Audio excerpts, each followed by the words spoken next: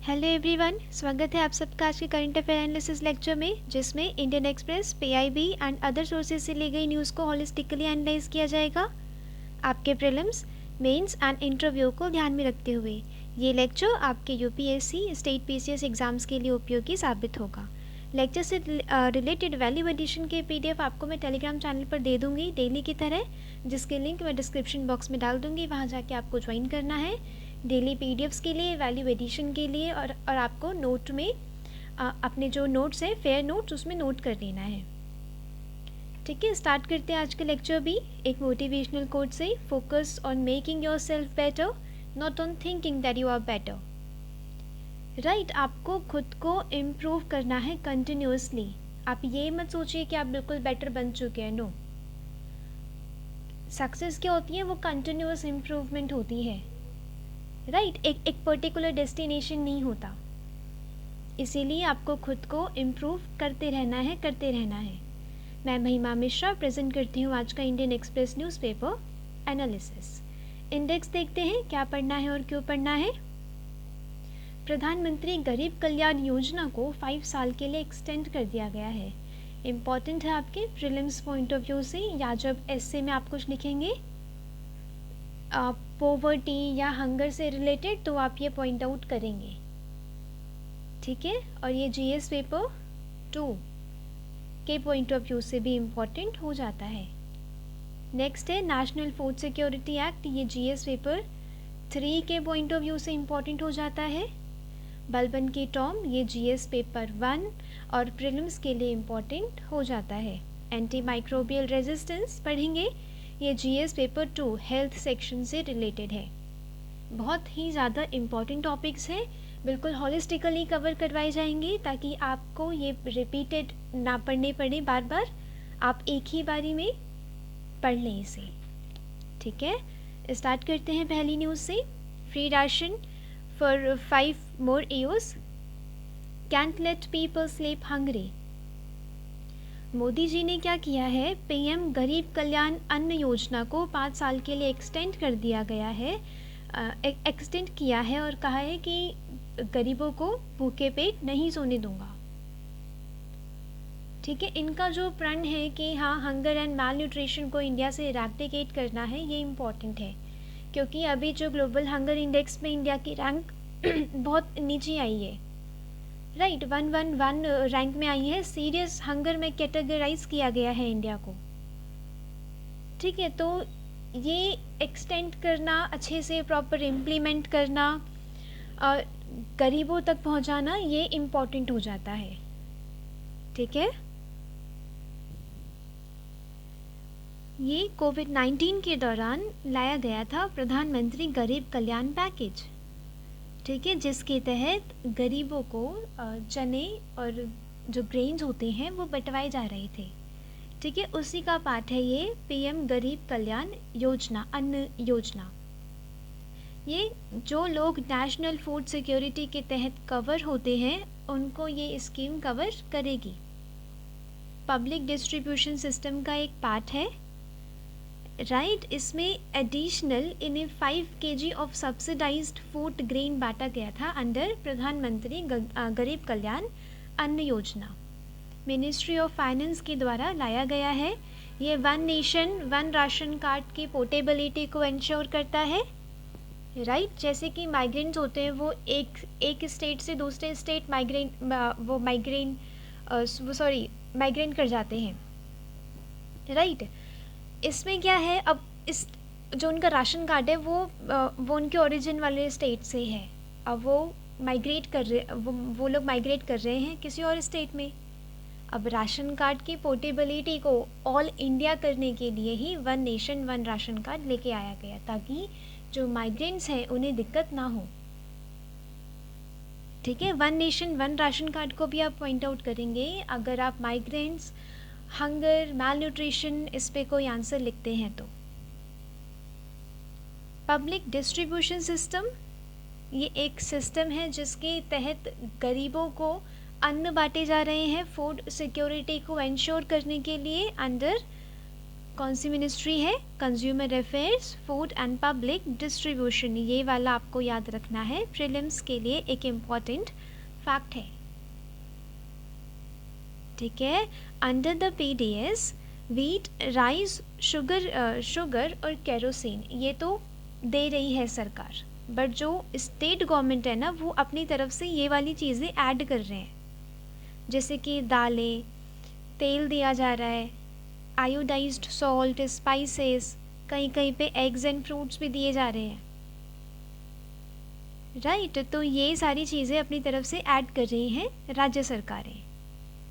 इन सितंबर 2013 को national food security act लाया गया, जिसके तहत लीगल एंटाइटलमेंट हो जाएगी कि ये पब्लिक ऑफिशियल्स की ड्यूटी होती है कि पब्लिक डिस्ट्रीब्यूशन सिस्टम का सही से इम्प्लीमेंट किया जाए, वरना वो आंसरेबल ठहराया जाएगा, वो इस चीज़ का उत्तरदायी होगा। इसके तहत हमने क्या कर दिया, राइट टू फूड को एक जस्टिशिएबल राइट बना दिया। ठीक है, under article 21 right to food वहाँ पे भी है वही।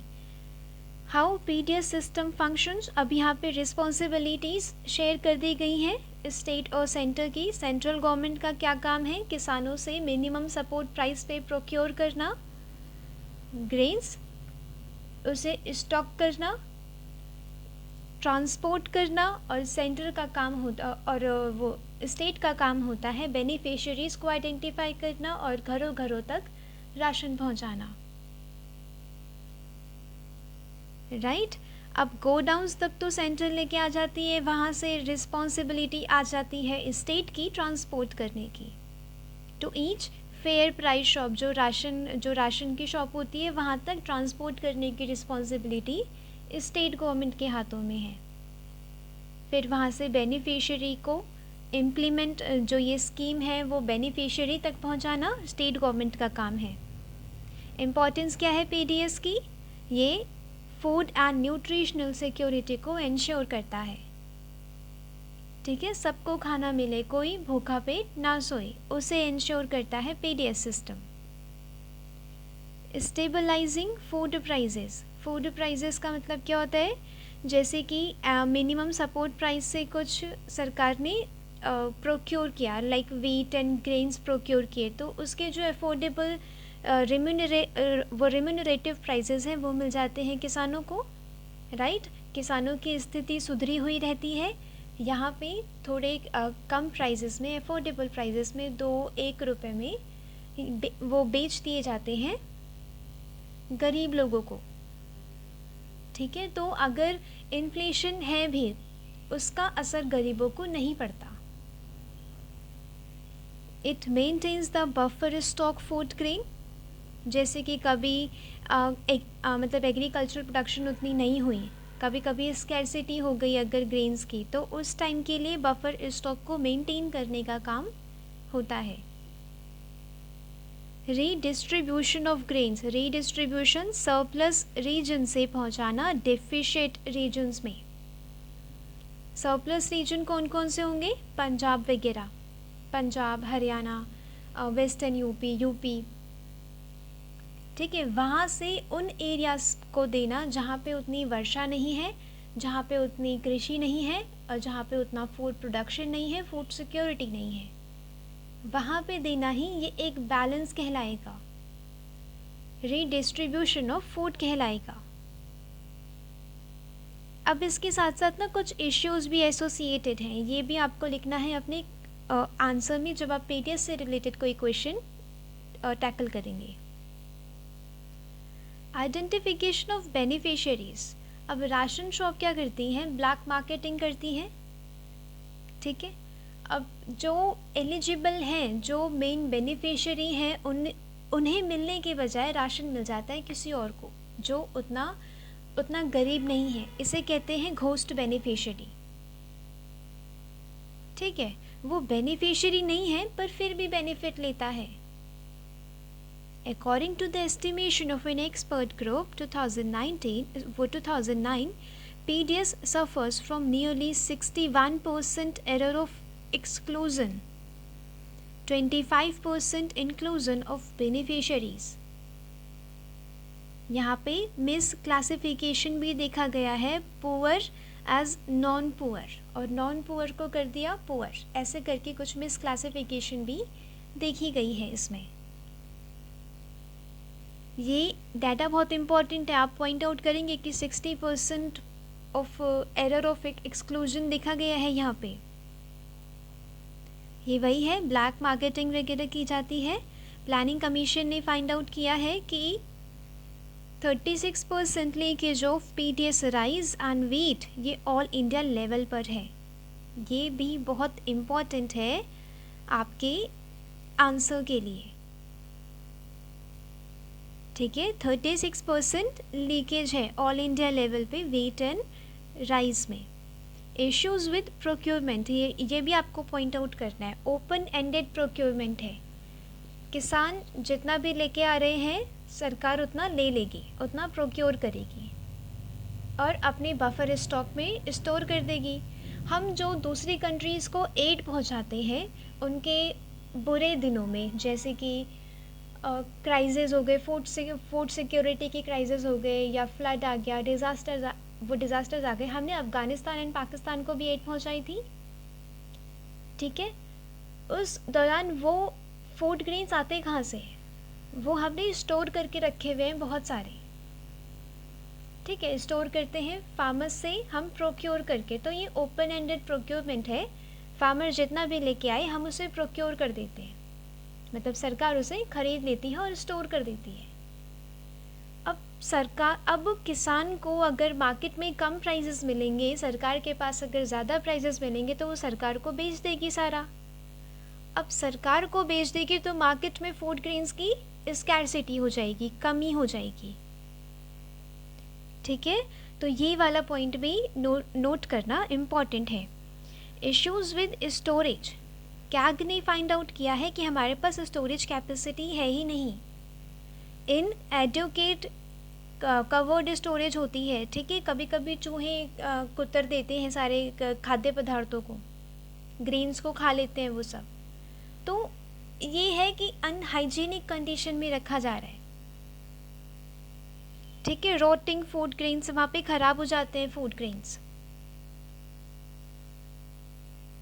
अब मिनिमम सपोर्ट प्राइस के तहत अगर किसान जो सरकार है वो 2 क्रॉप्स को प्रमोट कर रही है, एक है वीट और एक है राइस।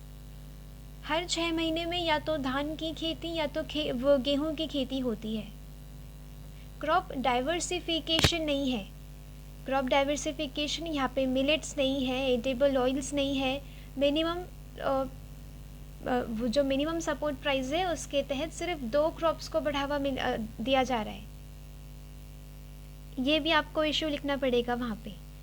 इन्वायरमेंटल इशू, राइस एक वाटर इंसेंटिव क्रॉप है, यहाँ पे 3000 लीटर ऑफ वाटर लगता है 1 kg ऑफ ग्रेन उगाने में, 1 kg ऑफ राइस उगाने में। वेयर एज चाइना में देखेंगे तो वहाँ पे सिर्फ 300 लीटर्स ऑफ वाटर लगेगा। हमारे यहाँ का राइस प्रोडक्शन कितना ज़्यादा वाटर इंसेंटिव है। अब सिर्फ राइस को ही अगर हम स्टेपल फूड रखेंगे तो क्या होगा? इन्वायरमेंटल कंसर्न्स होंगे, ग्राउंड वाटर डिप्लेशन होगा, ठीक है। इरिगेशन ज़्यादातर कहाँ से होता है? ग्राउंड वाटर से इंडिया में। पंजाब एंड हरियाणा में ना इन्वायरमेंटल इश्यूज हो रहे हैं, जैसे कि वहाँ की सॉइल डिटेरियोरेट हो रही है, वहाँ पे वाटर लॉगिंग की प्रॉब्लम आ रही है, ठीक है। सैलिनिटी हो रही है, सैलिनाइजेशन हो रहा है वहाँ पे। फर्टिलाइज़र्स को ज़्यादा यूज़ किया जा रहा है, ओवर यूज़ किया जा रहा है कि हम ज़्यादा से ज़्यादा उगाएंगे, और सरकार तो है ही प्रोक्योर करने के लिए वीट एंड राइस को। It was found that due to cultivation of rice in northwest India, the water table went down 33 centimetre per year down जा रही है। इस दौरान 33 सेंटीमीटर पर ईयर वो डाउन चली गई थी वाटर टेबल। तो इश्यूज को भी टैकल करना ज़रूरी है, साथ साथ हमें और चीज़ों को भी बढ़ावा देना है, जैसे कि मिलेट्स हो गई, एडिबल सीड्स ऑयल्स हो गए। ठीक है, पीडीएस रिफॉर्म्स में देखेंगे, ये भी इससे भी रिलेटेड एक क्वेश्चन आ चुका है मेंस में। देखते हैं, रोल ऑफ आधार ने बहुत हेल्प की है कि आधार को लिंक कर दिया जाएगा राशन कार्ड से, ठीक है, और फिर बेनिफिशियरी तक सीधे सीधे राशन पहुंचा दिया जाएगा। घोस्ट बेनिफिशियरी को एलिमिनेट करने में हेल्प मिली है इससे। Technology based reforms Wadhwa committee ने जो अपॉइंट की गई थी सुप्रीम कोर्ट के द्वारा, इन्होंने पाया है कि काफ़ी सारे स्टेट्स ना कंप्यूटराइजेशन के थ्रू भी टेक्नोलॉजी बेस्ड सॉल्यूशंस लेके आ रहे हैं पीडीएस सिस्टम में।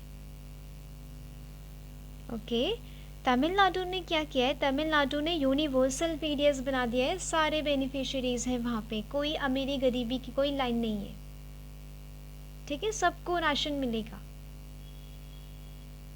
ज़रूरी क्या है, ज़रूरी है ट्रैकिंग हो, ये ऐसा ना हो कि ब्लैक मार्केटिंग हो रही है और डाइवर्ट किया जा रहा है ग्रेन्स को। अभी मैंने ये वाला जो टॉपिक है, ये मैंने कुछ दिनों पहले भी डिस्कस किया था, जब एक स्कैम हुआ था, राइट, बहुत बड़ा स्कैम हुआ था, 80-20 रेशियो में प्रॉफिट बांटा जाता था, किसी स्टेट में हुआ था, I don't remember right now, ठीक है। तो ये स्कैम जो होता है, ये डाइवर्ट कर दिया जाता है पीडीएस राशन को, ये नहीं होना चाहिए, ये ड्यूटी होती है पब्लिक ऑफिशियल्स की,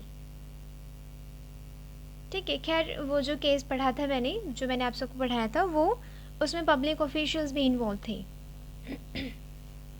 जीपीएस ट्रैकिंग होनी चाहिए, ठीक है, गो डाउन से ओके गया फेयर प्राइस शॉप में, उससे आधार लिंक जो बेनिफिशियरी है उस पे गया, ऐसे करके जीपीएस ट्रैकिंग होनी चाहिए फूड ग्रेन की।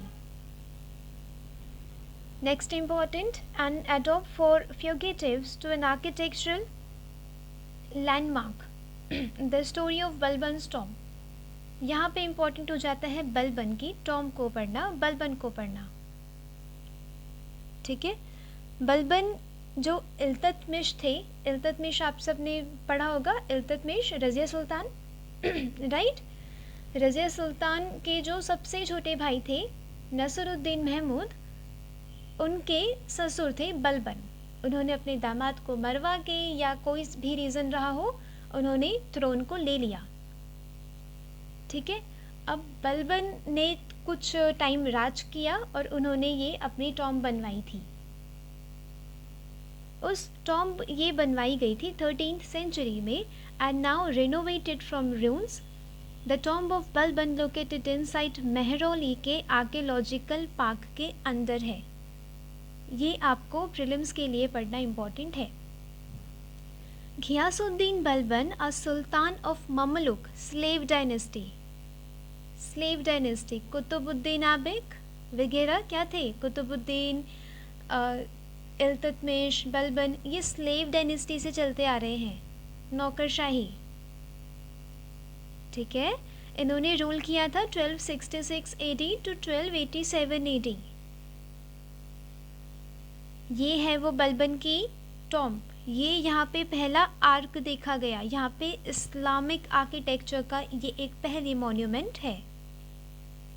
The tomb represents the first Indo-Islamic architectural style to have been built on this century, was in fact discovered only during mid 20th century में डिस्कवर की गई। ये पहला आर्किटेक्चरल स्टाइल है जिसमें आर्क देखा गया। ये आर्क ना, ये एक की स्टोन ऐसे करके बेस देता है मॉन्यूमेंट्स को, ठीक है। इसमें इस्लामिक फीचर्स पहली बार मॉन्यूमेंट्स में देखे गए। ये थे बलबन। पढ़ लेते हैं बलबन के बारे में। ये बलबन नसरुद्दीन महमूद के जो यंगर सन थे इल्तुतमिश के, उसमें एक डिप्टी थे, एक नायब थे, ठीक है। अब इन्होंने नसरुद्दीन महमूद को मरवा के या कैसे भी इन्होंने थ्रोन को ले लिया। इन्होंने अपनी बेटी की शादी करवा दी थी नसरुद्दीन महमूद के साथ, ठीक है। इन्होंने स्ट्रॉन्ग सेंट्रलाइज्ड आर्मी भी मेंटेन की क्योंकि मंगोल से डर था। मंगोल इन्वेजन हो रही थी काफ़ी, ठीक है। पंजाब से मंगोल्स एंटर कर रहे थे इंडिया में, तो इसकी जो दिल्ली की गद्दी है उस पर खतरा था।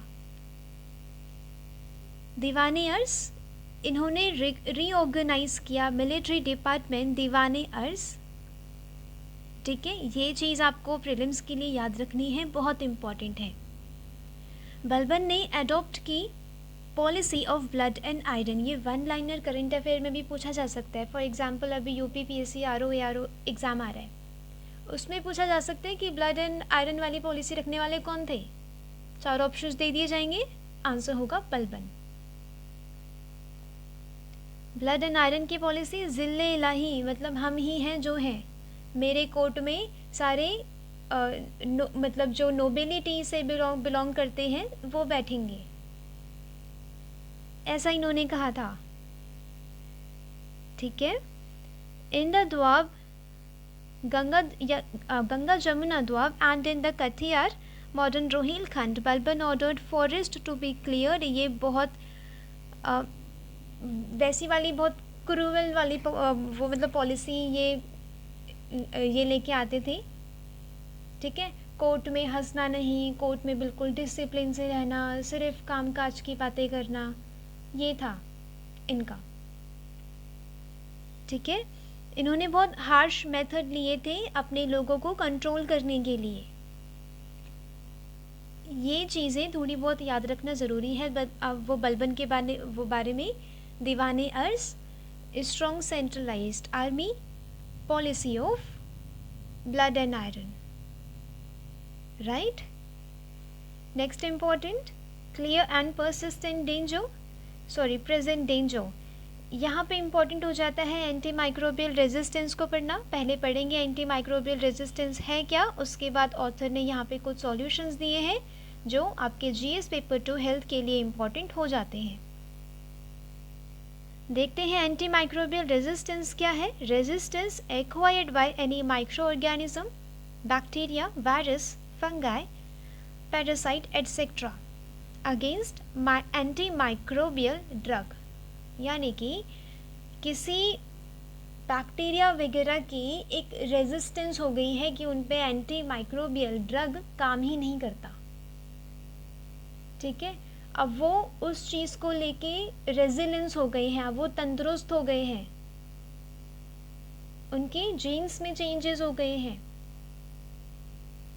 It occurs when microorganism changes over time and no longer respond to medicines, ठीक है। मेडिसिन्स को कोई रिस्पॉन्स नहीं करते। Increasing the risk of spread, disease spread, severe illness and death. World health organisation ने बोला है anti microbial resistance is one of the top 10 जो मतलब टॉप 10 थ्रेट्स में से एक है। Anti microbial resistance global health को इतना नुकसान पहुंचा सकता है ये। Micro organism that develop anti microbial resistance इन्हें सुपरबग्स भी कहा जाता है। वो सुपरबग्स जो बिल्कुल ताकतवर हो गए हैं, तंदुरुस्त हो गए हैं किसी भी दवाई के लिए। In India over 56,000 newborns death each year due to sepsis caused by organism जो फर्स्ट लाइन एंटीबायोटिक को रेजिस्टेंट कर गए हैं। वो बीमारी सेप्सिस से 56,000 न्यूबॉर्न्स हर साल चले जाते हैं, ठीक है, उनकी डेथ हो जाती है, मृत्यु हो जाती है। रीजंस क्या है इसके स्प्रेड होने के? Antibiotic consumption in human, unnecessary injudicious use of, कोई बीमारी हो जाएगी बिना डॉक्टर के प्रिस्क्रिप्शन से दवाइयाँ ले ली जाती हैं, अपने आप ही कोर्स को रख लिया जाता है कि हाँ 3-4 दिन हम खुद की ही तरफ से दवाइयाँ खाएंगे। ऐसा क्या होता है कि अगर डॉक्टर के बिना प्रिस्क्रिप्शन से आप दवाइयाँ लेंगे तो जो अंदर जो माइक्रो ऑर्गेनिज्म है वो उसको रेजिस्टेंट कर जाएगा, ठीक है। सोशल फैक्टर्स क्या है? इंड्यूस सेल्फ मेडिकेशन, अपने आप ही दवाई लेने की आदत होती है जो लोगों की। access to antibiotics without prescription, lack of knowledge about when to use antibiotic, यानी कि एंटीबायोटिक दवाई लेने का समय कब आता है इसकी नॉलेज नहीं है. कल्चरल एक्टिविटीज़, मास बाथिंग इन रिवर्स, उसमें भी माइक्रो बैक्टीरिया जो माइक्रो ऑर्गेनिजम्स होते हैं उन्हें स्ट्रेंथ मिलती है ऐसे. एंटीबायोटिक कंजम्पशन इन फूड एनिमल, जैसे कि गायों वगैरह को ठीक करने के लिए भी ना एंटीबायोटिक्स दी जाती हैं. अब वो उनके दुग्ध में पाई जाती है, दूध में पाई जाती है, जिसका कंजम्पशन करते हैं ह्यूमन बीइंग, वो ट्रांसफ़र हो जाती है फिर ह्यूमन बीइंग में. ठीक है, ऐसे करके एंटी माइक्रोबियल रेजिस्टेंस का विस्तार होता है from animal to human. Poultry industry, ठीक है, जो चिकन वगैरह लोग खाते हैं उसमें भी एंटी माइक्रोबियल दवाइयाँ दी जाती हैं उन्हें, फिर भी वो चला जाता है ह्यूमन के पास. Pharmaceutical industry pollution, waste water effluent from antibiotic manufacturing units, ठीक है, ये कंटामिनेट कर देते हैं रिवर एंड लेक्स को, जिस वजह से जो वहाँ के माइक्रो ऑर्गेनिज्म हैं वो उन्हें उन दवाइयों से कोई फ़र्क नहीं पड़ता. Right. Environmental sanitation, untreated disposal of sewage water bodies, ठीक है, जो रिवर में कंटामिनेशन लेके आती है, ये भी बहुत दिक्कत करता है. हमें एक मल्टी प्रोंग्ड अप्रोच लेके आनी होगी. ये दिख रहे हैं, मतलब कि वेस्ट वाटर है, यहाँ पे बायोमेडिकल वेस्ट है, इन सबको हमें टैकल करना होगा अगर हम एंटी माइक्रोबियल रेजिस्टेंस को हटाने की बात कहते हैं तो. ठीक है, अब यहाँ पे ऑथर ने जो सॉल्यूशंस दिए हैं वो पढ़ लेते हैं. दिल्ली डिक्लेरेशन, इंडिया के G20 में शपथ ली गई थी कि बिल्डिंग हम एक बहुत ही resilient, equitable, sustainable and inclusive health system को बनाएंगे. वन हेल्थ अप्रोच को इम्प्लीमेंट करेंगे. वन हेल्थ अप्रोच क्या अप्रोच होती है? इन्वायरमेंट, एनिमल, ह्यूमन को के जो इश्यूज़ हैं उन सबको, जो फैक्टर्स हैं उन सबको साथ में टैकल करते हुए चलना है. जैसे कि यहाँ पे इन्वायरमेंट आया, कंटामिनेशन ऑफ रिवर, यहाँ पे एनिमल भी आया जो हम एंटी माइक्रोबियल देते हैं एनिमल्स को, और यहाँ पे ह्यूमन भी आया. फैक्टर्स को अगर हम साथ में टैकल करेंगे तो एक इशू जड़ से ख़त्म हो पाएगा. Enhance pandemic preparedness and strengthen existing infectious disease surveillance system, इसकी शपथ ली गई, जिसके तहत एंटी माइक्रोबियल रेजिस्टेंस को भी हम मतलब ख़त्म करेंगे through research and development. National action plan लेके आएंगे हम, ऐसा भी G20 में बोला गया.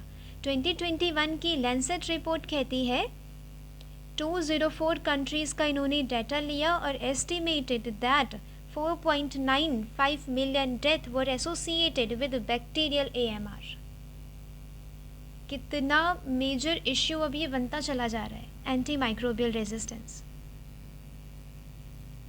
ठीक है, कुछ सॉल्यूशन दिए हैं ऑथर ने कि सबसे पहले हमें डेवलपिंग कंट्रीज़ को कहना होगा कि वो अपनी अपनी कंट्रीज़ में रिस्पेक्टिव एक्शन प्लान लेके आए. National action plan for anti microbial resistance लेके आए. हमारा कब आया था इंडिया में? 2017 में.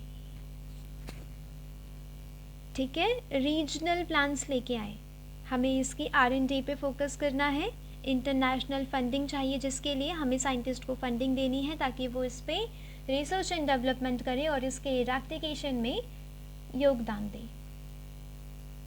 ठीक है, थर्ड क्या है? हमें इंश्योर करना है इनोवेशन. इनोवेशन के थ्रू हमें अफोर्डेबिलिटी ऑफ न्यू एंटीबायोटिक्स बनानी है, क्योंकि पहले वाले एंटीबायोटिक्स को वो बैक्टीरिया या फंजाई या माइक्रो ऑर्गेनिज्म रेजिस्ट कर गए हैं.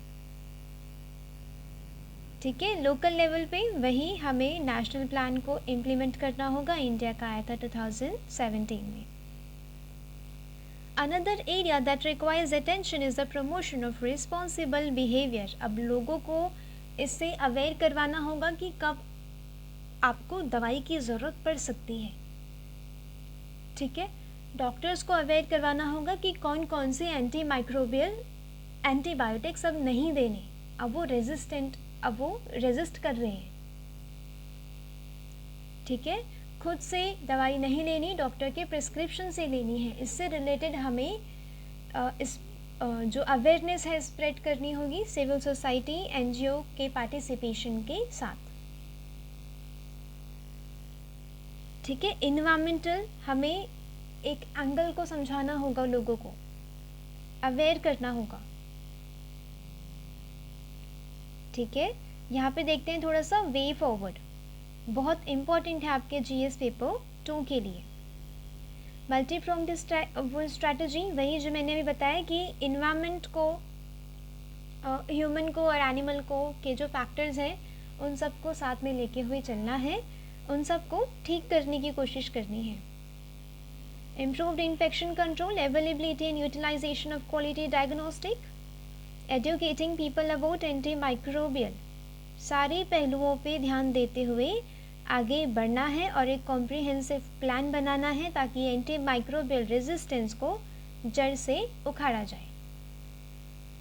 वन हेल्थ अप्रोच, वही जो मैंने बताया कि human health and animal environment, इन सबको इंटीग्रेट करना है।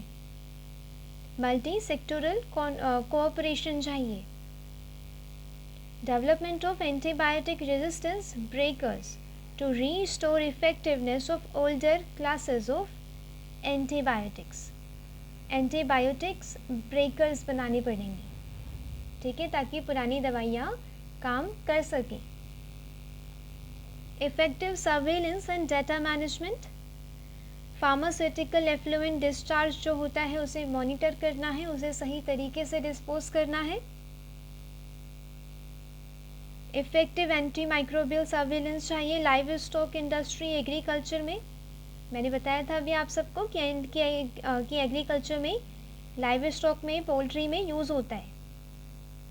तो इसका मतलब तो ये है कि वहाँ के फैक्टर्स को भी साथ लेके चलना है, ध्यान देते हुए चलना है।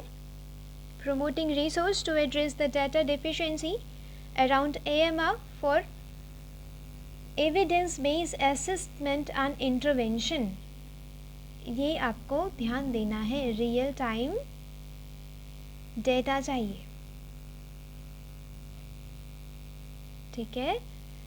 तो ऐसे करते हैं न्यूज़पेपर का एनालिसिस कि आपने एक न्यूज़ पकड़ी, आप उसे डीपली एनालाइज करेंगे अपने प्रीलिम्स, मेंस और इंटरव्यू को ध्यान में रखते हुए। जैसे कि न्यूट्रिशन सिक्योरिटी से रिलेटेड आपको क्वेश्चन पूछा जा सकता है इंटरव्यू में भी। जो मैंने आज पढ़ाया अब वो सब पॉइंट आउट करेंगे, राइट, वहाँ पे मेंशन करेंगे।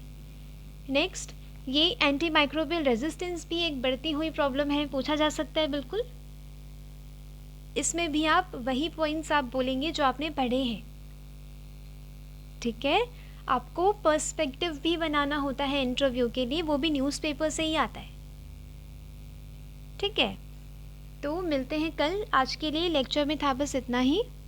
लेक्चर से रिलेटेड वैल्यू एडिशन की PDF मैं टेलीग्राम चैनल पर सेंड कर दूंगी, जिसकी लिंक आप सबको डिस्क्रिप्शन बॉक्स में मिल जाएगी, वहाँ जाके आपको ज्वाइन करना है।